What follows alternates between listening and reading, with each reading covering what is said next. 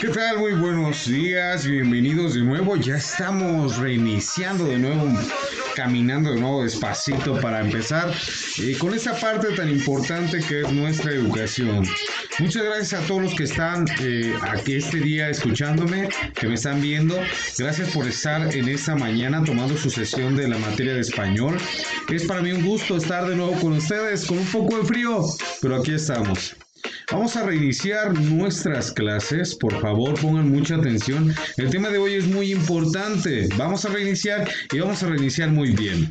Vamos a hablar primeramente del abecedario latino y el abecedario castellano, el abecedario español, y esta es la primera parte, ¿de acuerdo? El latín. En el siglo V, en el siglo V antes de Cristo, el latín, nombre original sería lengua latina, era una de muchas lenguas italianas, europeas, distinguidas en la parte central de Italia.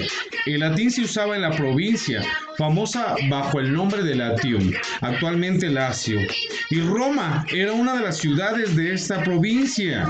Las inscripciones más antiguas en el latín se registraron en el siglo VI antes de Cristo y se hicieron con el uso de alfabeto a base de la escritura etrusca.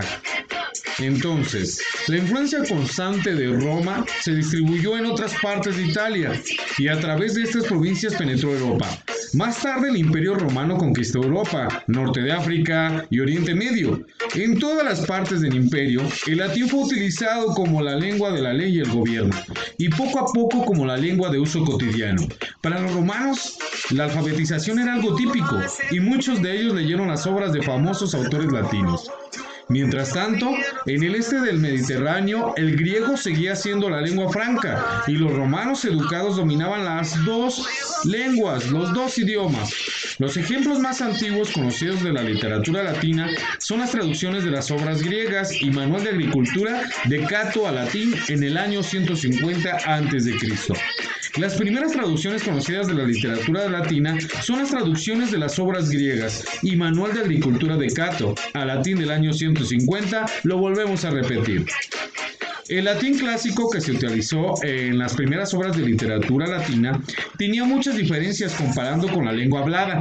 Denominaban latín vulgar, sin embargo, algunos escritores, pongan mucha atención, tales como Cicerón y Petronio, utilizaban en sus obras el latín vulgar. Con el tiempo, las variantes lingüísticas del latín se estaban alejando cada vez más y más de la variante estándar y normativa. Y poco a poco, a su base, se formaron las lenguas italianas, romances.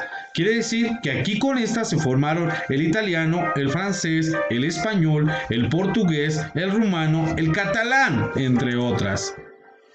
Incluso después de la caída del Imperio Romano de Occidente en el año de 476, el latín se siguió utilizando como lengua literaria en Europa occidental y central. Hubo una gran cantidad de literatura medieval en latín de varios estilos, de obras científicas de escritores irlandeses y anglosajones, a cuentos simples y sermones destinados al público en general. Durante el siglo XV, el latín empezó a perder su posición dominante y la condición del principal idioma de ciencia y religión en Europa. Su lugar fue ocupado por las variantes escritas de los idiomas europeos locales, cuya mayoría se formó a base de latín o sintió su influencia. El latín moderno se utilizaba por la Iglesia Rimo-Católica hasta la mitad del siglo XX y actualmente, en cierta medida, sigue su existencia especialmente en el Vaticano, donde está reconocido como uno de los idiomas oficiales. La terminología latina se utiliza mucho por los biólogos, paleontólogos y otros científicos para los nombres de especies y medicamentos, tanto como por los médicos y abogados. Muy bien, chicos, eso es todo por hoy. Continuará. Hoy solamente tomen los apuntes correspondientes. Excelente día, Dios los bendice. Gracias por estar aquí.